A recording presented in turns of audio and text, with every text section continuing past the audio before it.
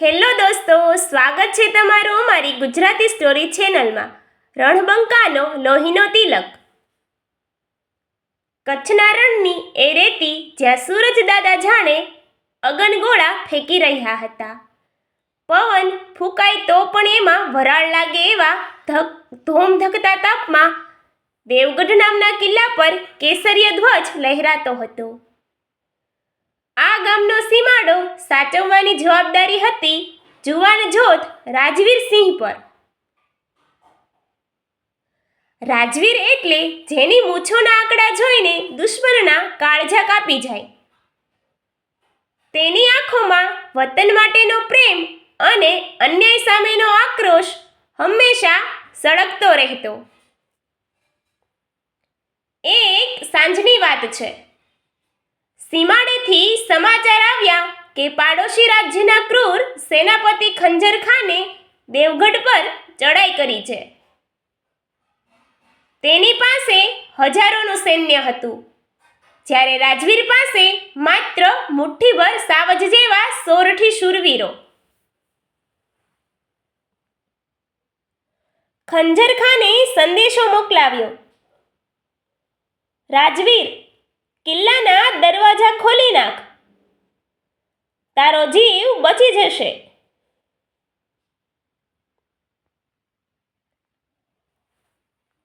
રાજવીર ખડખડાટ હસ્યો અને જવાબ આપ્યો, અરે ઓ ખંજર, આ તો ક્ષત્રિયની ધરા છે. અહીં માથા વઢાય પણ ટેક ના મુકાય. યુદ્ધના મેદાનમાં મળીએ, બાકી કિલ્લાના કાંગરા તો તારા નસીબમાં જ નથી.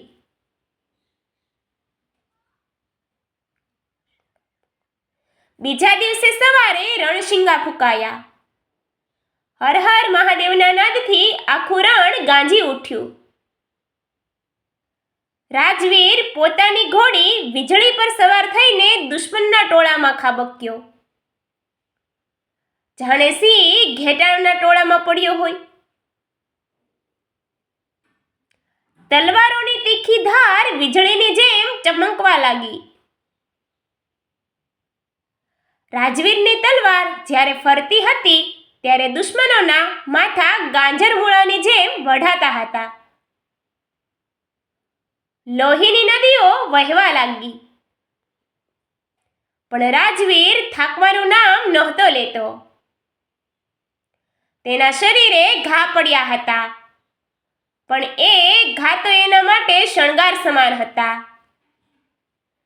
યુદ્ધના અંતિમ ચરણમાં રાજવીરે ખંજર ખાનને બરાબર ભીસમાં લીધો. એક ઝાટકે ખંજરનું માથું ધડથી અલગ કરી નાખ્યું.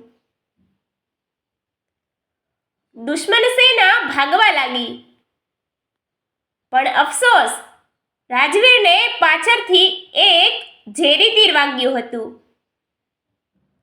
તેના શ્વાસ ખૂટતા હતા, પણ તે હસતો હતો. તેણે કિલ્લા તરફ જોયું. કેસરીયો લહેરાતો હતો. તેણે ધરતી માતાને વંદન કર્યા અને રણની રેતીમાં પોઢી ગયો. આજે પણ દેવગઢના પાળિયાઓ પર જ્યારે સિંદૂર ચડે છે, ત્યારે પવનમાં રાજવીરની શૂરવીરતાની સુગંધ આવે છે. માતૃભૂમિની રક્ષા માટે જે પોતાનું બલિદાન આપે છે, તેનું નામ ઇતિહાસના પાને સુવર્ણ અક્ષરે લખાય છે. Thank you. અમારી ચેનલને લાઈક, શેર અને સબસ્ક્રાઈબ કરવાનું ભૂલતા નહીં.